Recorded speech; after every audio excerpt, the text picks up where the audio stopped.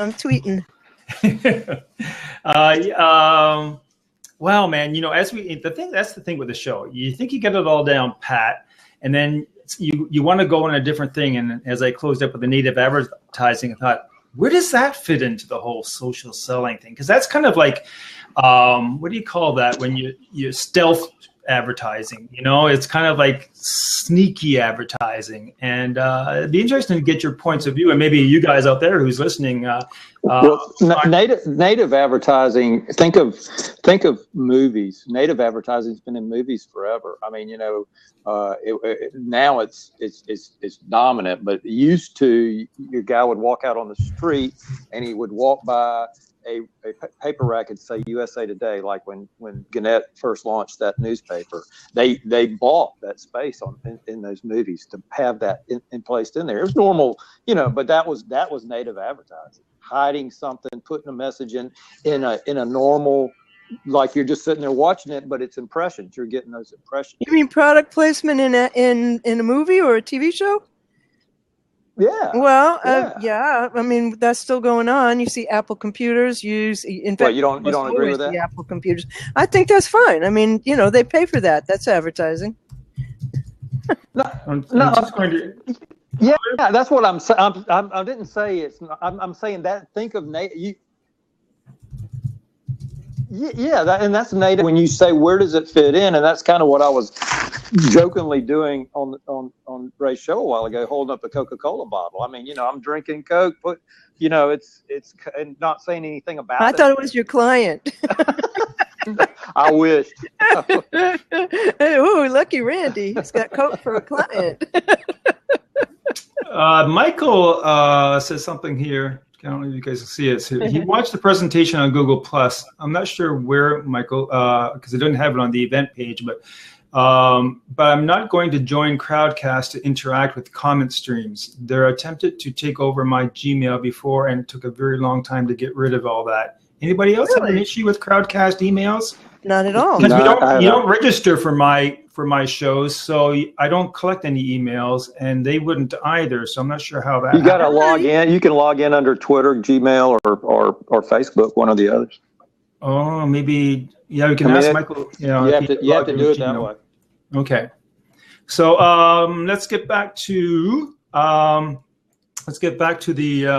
native advertising, because I was reading Michael's and I missed what you were saying about the native advertising, Randy. Could you just sum that up? Well, no, and we were talking about product placement, right? How it wasn't in my lifetime years ago. Say somebody would walk down the street and there would be some advertising there. School or the city bus would drive by and it would have Victoria's Secrets on. Okay, those people paid for that product placement. That is native. That's hiding a message within another story, right? Using that placement in there. So what I said was I was doing that with the Coke bottle when you were talking a while ago during your show. I just kind of was drinking a Coca-Cola, and that is where what you see now in written form content, where somebody slides some kind of endorsement of a Hewlett Packard printer in some kind of tech thing. That to me tastes a little bit different than if I walk down the street or I'm sitting in the movie theater and I see somebody walking down the street and they pass something that I recognize, and I go, hey, that's it. Well, that brings up an issue, and that is the new iOS is allowing blocking of advertising and also of content. So all of this kind of surreptitious, content and paid, a lot of paid content is simply not going to be seen anymore, according to Apple, because they're kind of trying to take over the world, and all of it is sort of a way of not allowing Google advertising to be seen. But, the world is changing. So in my opinion, that's going to make social selling and the whole thing we're talking about today and the relationship building that much more important. Okay, sort of like an ad arms war here. I mean, we've got arms race, keep putting blocks and then keep building something like native advertising to bypass the blocks, and then it continues. Yeah. Huh. Well, there's a lot that we read into it as marketers, as people that are kind of on the, and I love to see all these conferences going on. And how long has Blab been around? Since When January, and it Okay, went live in April. there is a plethora of Blab and anointed experts out there already telling you how you can make this thing work for everything. And some of the people that I kind of look up to or think of that are really on the pulse of things are just now starting to use it. So, but it's anyway, it's in here looking and dealing with this all the time. We see things in a different aspect than the general guy walking down the street. So do you agree, Brian? Welcome. Hi. Introduce yourself, Brian. I'm not sure if everyone knows who you are. I don't. Yeah, I think it's Brian McFarland. Yeah, it is. Yeah, it's actually correctly spelled and everything. I'm surprised. I'm in the social selling sphere, so have to come in and defend the position as not being creepy. So okay, all right. He's got Gary V behind him, so don't. Yeah, no, don't piss me off. I'll get into my Gary Vaynerchuk rants. No, not at all. Look, I think it's really important. I think you can see it right now that Google AdWords is dropping off. A lot of these AdWord platforms that are coming online with Instagram and others are not catching on quickly. I think it's something like 1/10 of the ad spent of AdWords is what's, if you added up all of Facebook advertising and everything, it's like 1/10 of what people were spending on AdWords. But even AdWords is in decline because people have been sensitized to the ad space online, and they're getting familiar with it, and they're fed up with it, and that's why people are not getting super high conversion rates with their ads on a lot of platforms.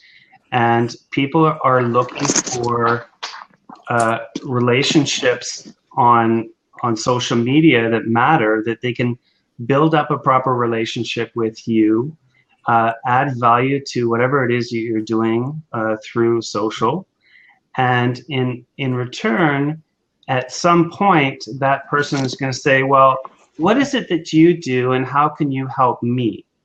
And if I continue to add value to that conversation and I'm going to take the word selling out of that equation. If I just simply start to build a relationship with you and continue to give and give and give, at some point you're going to say, Brian, hey, how can I return the favor? What is it that you do? What is your superpower?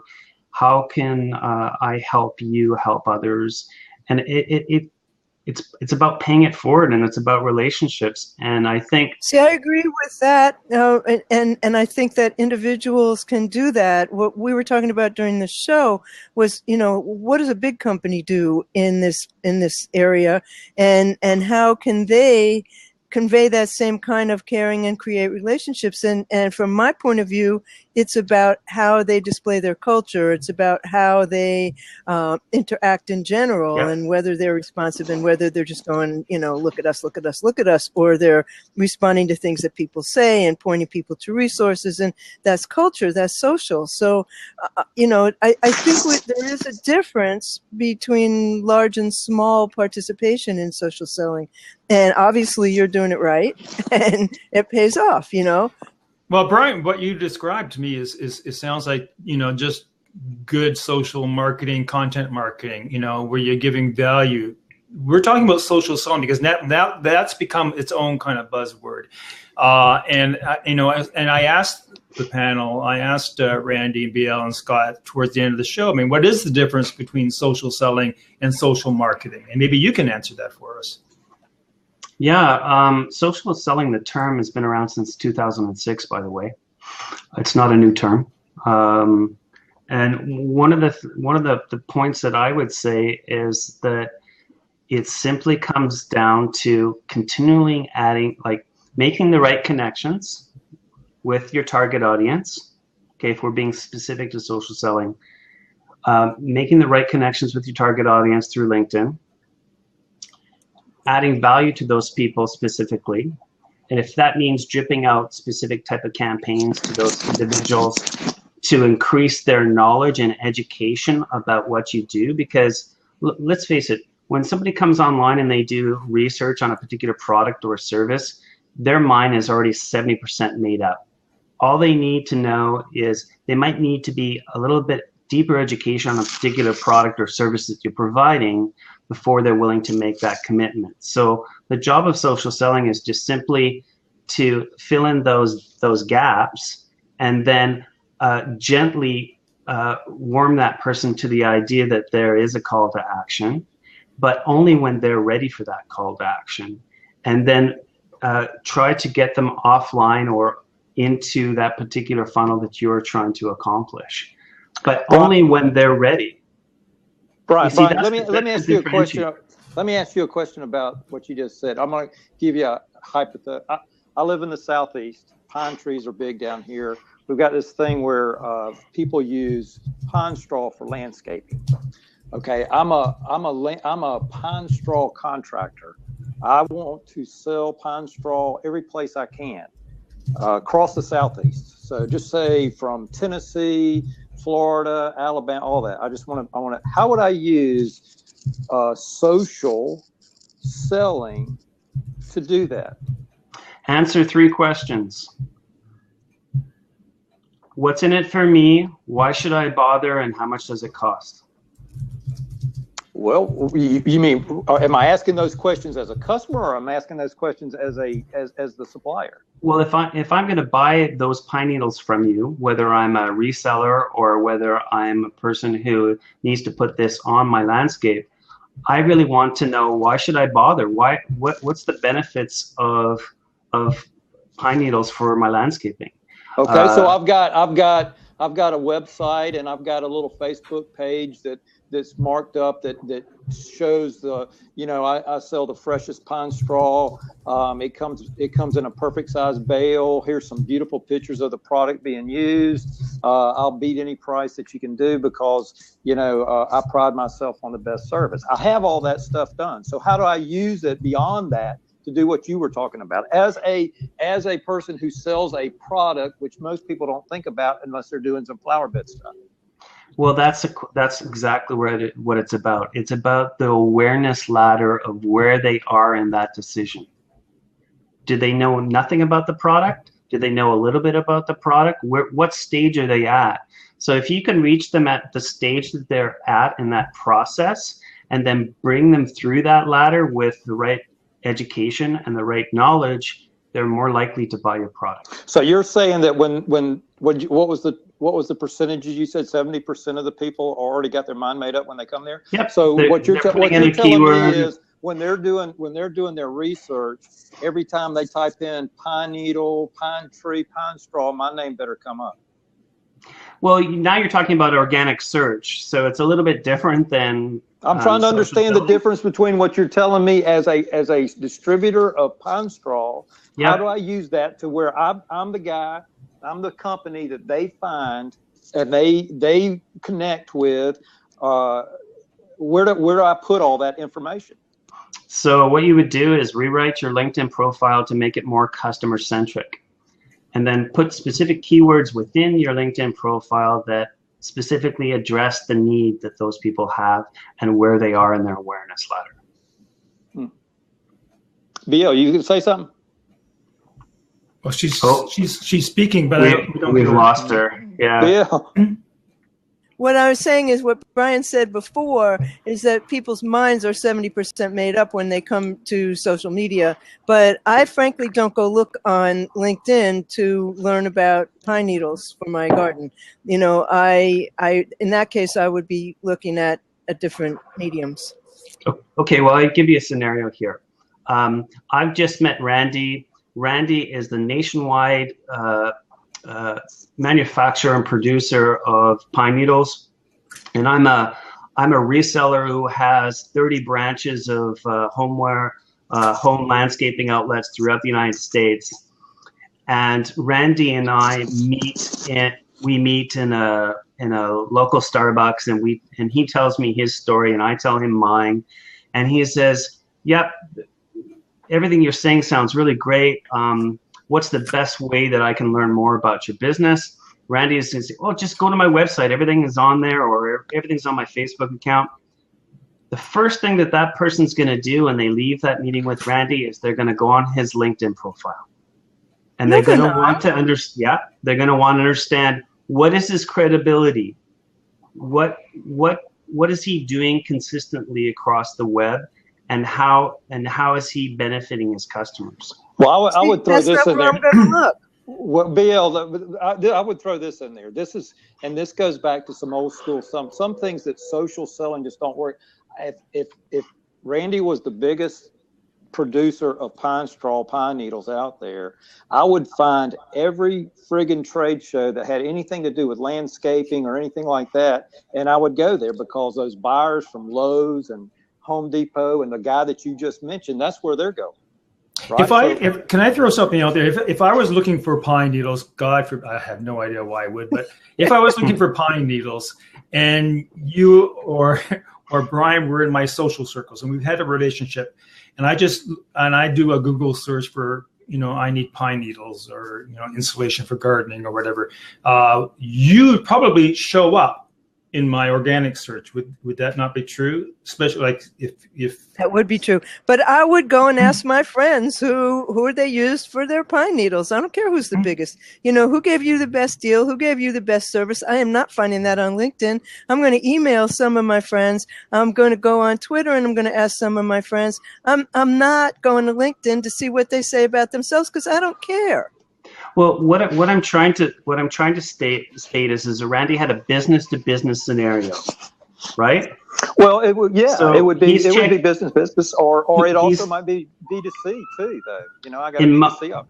I'm still going to ask my friends. I'm going to ask the people I know and trust, what is your experience with this guy? Have you done business with him? Not what he says about himself, but what other people say about him. I agree wholeheartedly, and that's why I was saying earlier to make your LinkedIn profile customer-centric, where you have recommendations, reviews, and proof of your social proof of your credibility as an individual and as an organization. And yes, if we're talking offline, and you say, yeah, I'll talk to my friends about this guy, and maybe people know who he is, fine. I mean, Randy's talking about going to all these trade shows. Last time that I took a team of people to a trade show, it's like, oh, let's set up a booth, let's get all that stuff organized, maybe $15,000 to get all that set up. And how many orders do you walk away with? Well, you might be able to get a few of those orders, but more than likely, you're going to be able to be a lot more specific and targeted about reaching those right buyers on LinkedIn. I'm glad if that's working for you, but that's the last place I go. And that's what's important, right, Brian? Yeah, that it works for you. Brian, thanks. You held up good. I appreciate what you said, and I understand that. I tend to think, and I'm kind of got 1 foot in the bottom right square, 1 foot in the bottom left square with both of y'all, because I think BL's right. I wouldn't go to LinkedIn, and what I'm getting at is, I think there are products and services out there that BL's not going to go to a social space to find that person, or that product. I mean, there's other ways. It's that the scenario that you were saying when you were talking about selling, you pretty much broad brushed that it works in every aspect. And I take exception with that. I don't think it always works. Doesn't. No, it doesn't. And I'm just expressing my point of view and my opinion on this. Everybody has differing opinions, and I respect everybody's who's on the panel here and their opinions. I would tell you that you have to do a combination of specific things. Definitely. You have to have a very holistic marketing approach to how you're doing this. I work in search. I work in social profiles and social channels. I use offline direct mail campaigns. I focus on a very holistic approach to raising people's business. And I would be the last person to tell you that LinkedIn is, everybody's got to be there, and that it's very specific to your market. I can tell you this much. you can very easily specifically isolate those buyers that you're looking for very well on LinkedIn if you're a big national brand that's trying to sell to that group. You see what Scott And- says? He says he's glad he's not in the hot seat. Yeah, no. I saw it. Brian's not in the hot seat, but Brian is holding forth, doing real good. I really appreciate. But let's back up to a little bit what he just said, though. But isn't that what we all been saying for the long time? I mean, you got to. You got to have a holistic approach to everything. I mean, you got to understand, that, and I think I've used that term. I mean, you got to be where your customers are, right? Now, some of your customers are on Facebook. Some of your customers are at the trade show. But now you did bring up a good point, and it's a valid point, and that's the economics of how much return am I going to get on this investment to go to to this event if I've got to pack my employees up and feed them and all that stuff. I mean, but I have a brother that has lived for the last 30 years, and his whole market is trade shows. That's the only place he sells at.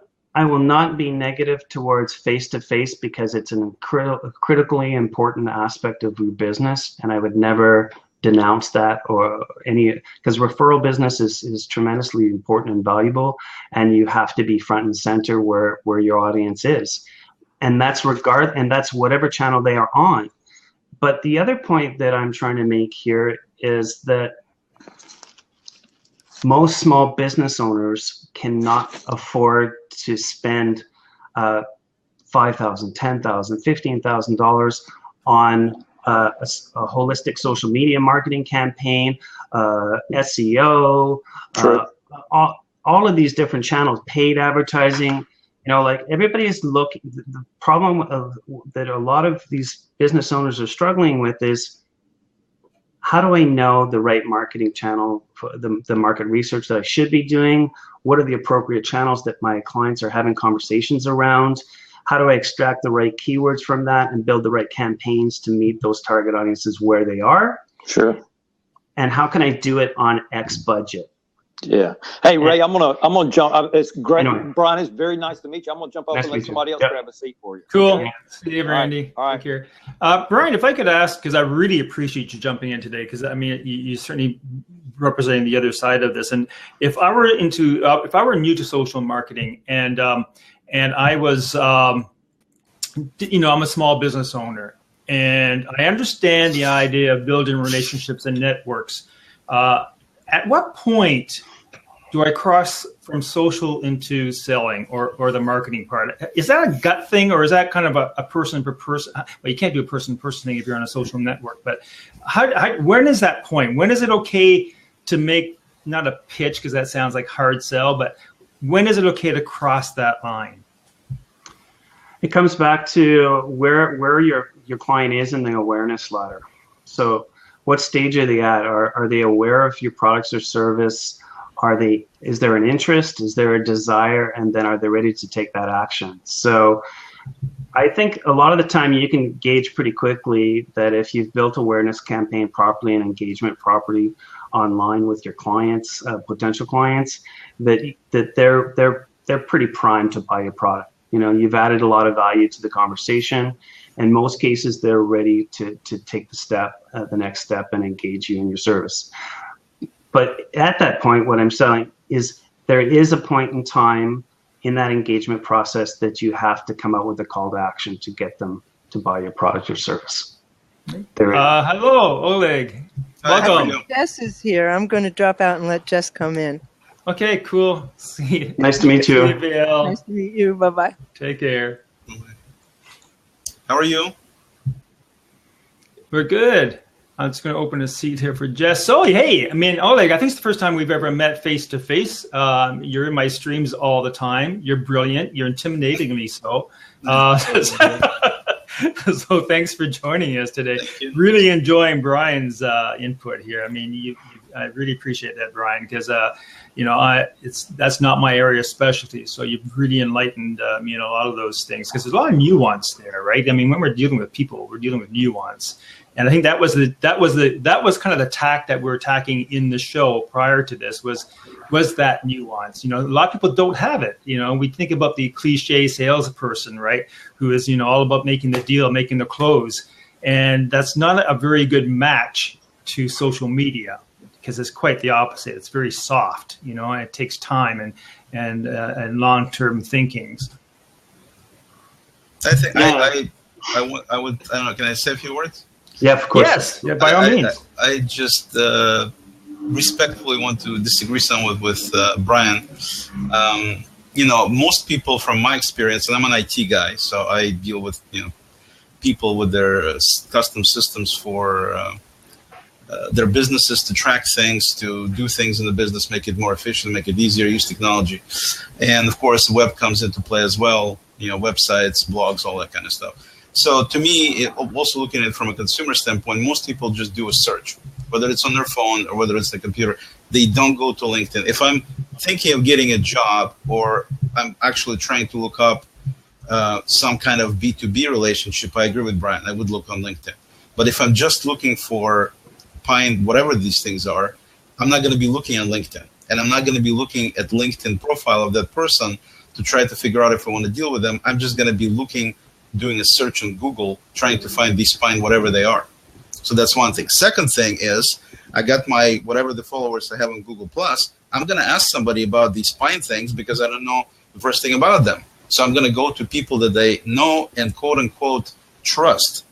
This is the key word. There's a new book by my friend David Amerlin that's coming out dealing with trust. I think trust is the key thing here, because to me, when you look at people, I always say people are people, meaning people are different. They have different needs. They have different desires. There's no way you can create a quote unquote strategy to match everybody's needs. It just doesn't exist. If you're trying to come up with it, you're fooling yourself because you're not coming up with it.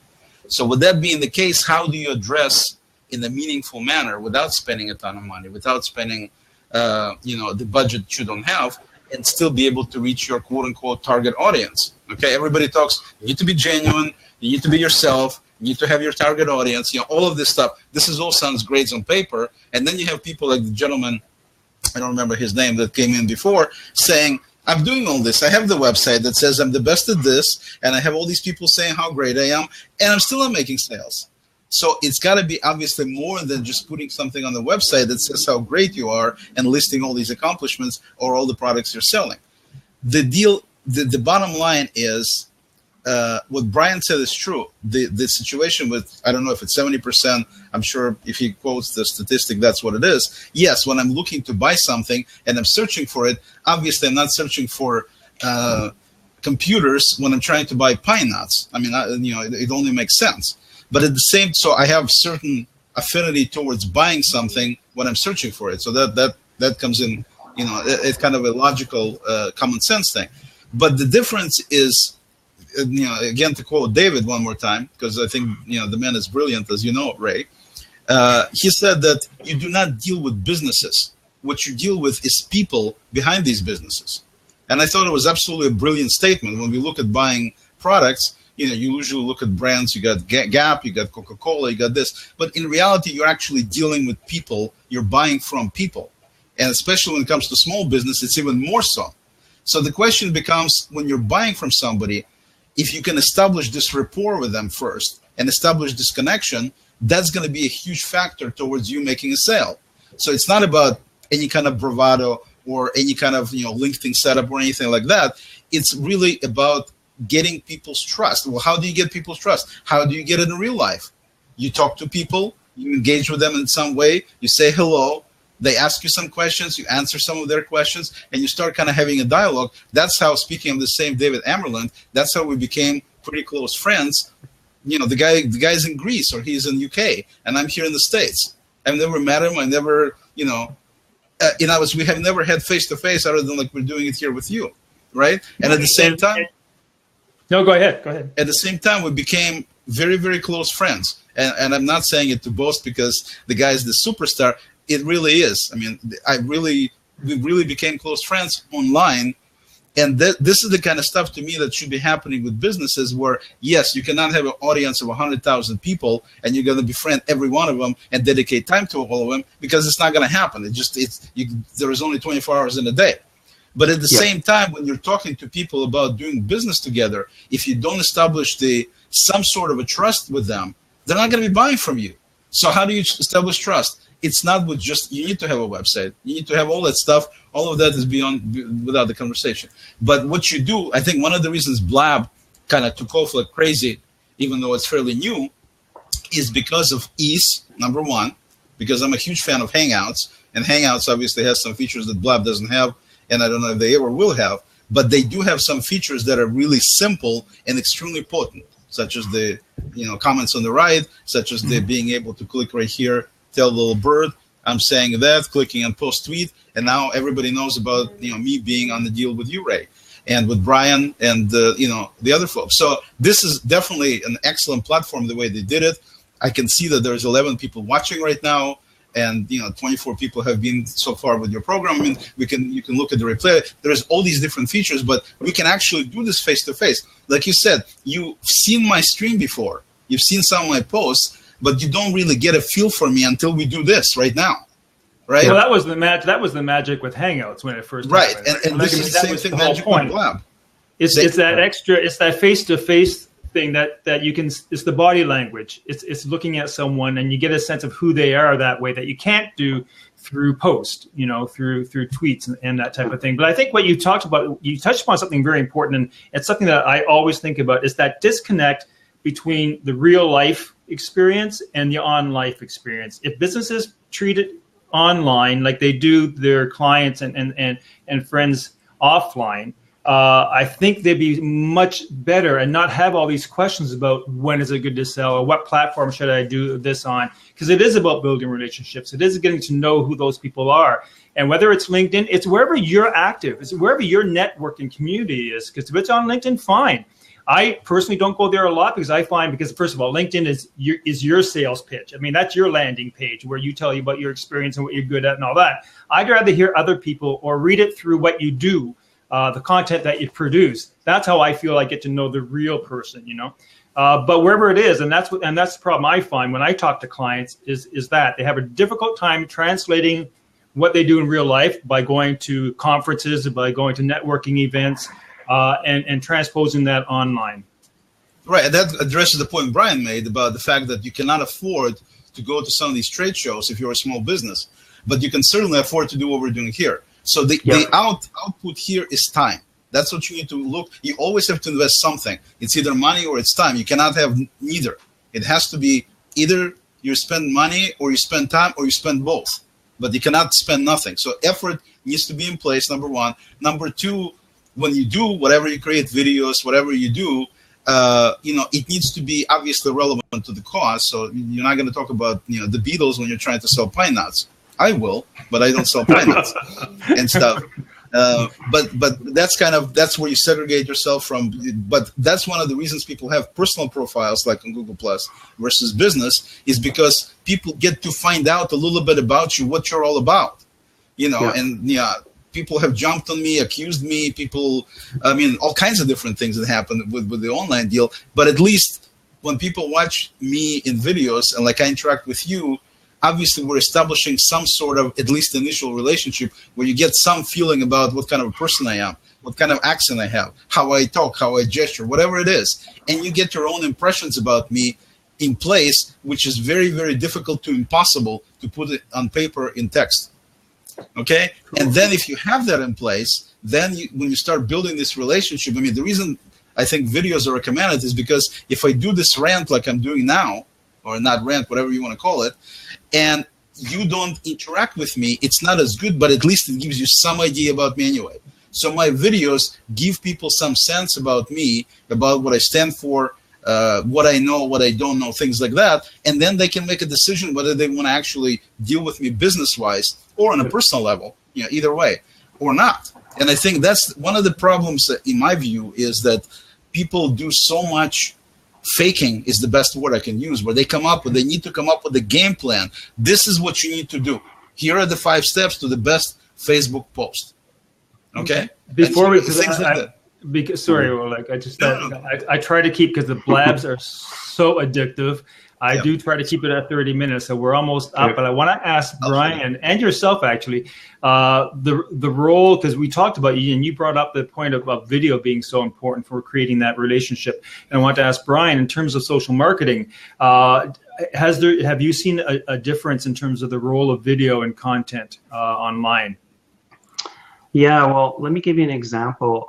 When I started Blab about 25 days ago, I think I had like, I'm not super on Twitter, so I had like 50 people following me on Twitter. If you look at my Twitter account now, I think I'm close to 1,000 followers. So what I can tell you is that the engagement is tremendous on Blab. It allows you to put a face to a name. It's such a challenge to be on text-based things to build relationships with people because it takes so much time and effort. And Blab just kind of cuts to the chase, and you get a chance to meet people on their level. I mean, one of the books that I have here, Start with the Why. One of the points that Simon Sinek said in that book was, people don't buy what you do, they buy why you do it. Mm-hmm. And I think that's the biggest takeaway that you need to be thinking about when you're thinking about social media and how you're using it for just an extension of that conversation that you're trying to take online, and then building those relationships as if you, like you were saying, Ray, earlier, about building similar relationships that you would normally do offline. And it's just a question of giving people the right medium and the right resources and skills to do that, to feel comfortable doing that.